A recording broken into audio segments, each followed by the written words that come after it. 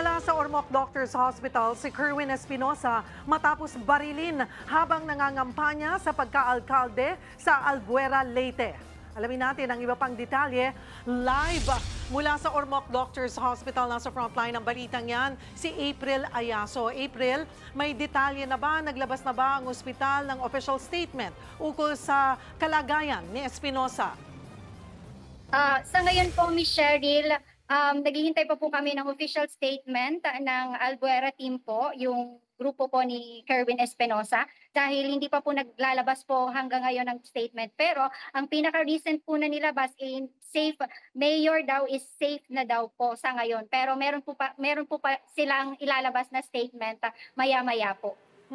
Mayroon na ba rin tayong balita dahil may dalawa pa, di ba, na iba na tinamaan din ng bala? Yun po yung mga recent reports na meron daw pong kasamang attorney. Hindi lang po kami sure kung sinong attorney kasi meron po talagang kasama yan si Sir Kerwin Espinosa na attorney at meron pa daw isang bata. Pero papunta na po kami ngayon at i-confirm namin sa PNP kasi hindi pa rin po kasi sumasagot ang PNP hanggang ngayon. Okay, so klaruhin lamang natin ang sinasabi ng kaanak, tama ba? Kaanak ni Espinosa na stable na siya, that he's okay.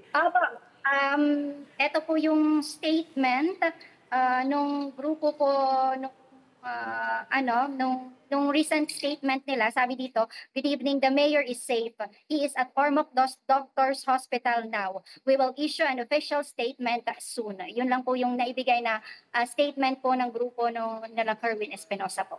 Maliban dyan, nagkaroon ka ba ng pagkakataon na makausap ang staff or kaanak ni Kerwin at naitanong mo ba kung may mga natatanggap nga bang death threats ito? Actually po, nung 30, April? casual lang po yung lugar. Tapos parang wala namang pong threat na yung time na nagkakaroon sila ng grand rally sa parang plaza nila. Tapos dun sa press con, natanong po namin, okay lang man, at iniikot-ikot niya po lahat ng mga barangay, as in, siya po talaga yung pupunta. Tapos wala po siyang masyadong sumusunod sa kanya ng mga bodyguard. May nakuha ka na ba o nakalap na impormasyon kung saang parte ng katawan siya tinamaan ng bala at ilang tama ang kanyang tinamo? Wala pa rin po hanggang ngayon, Ms. Cheryl, pero base po sa nakita namin doon sa isang live, doon sa lugar talaga ng insidente, maraming dugo. Medyo maraming dugo po yung nakita doon. So, hindi pa rin po nagbibigay ng statement yung grupo nila Kerwin Espinosa kung saan po talaga siya tinamaan.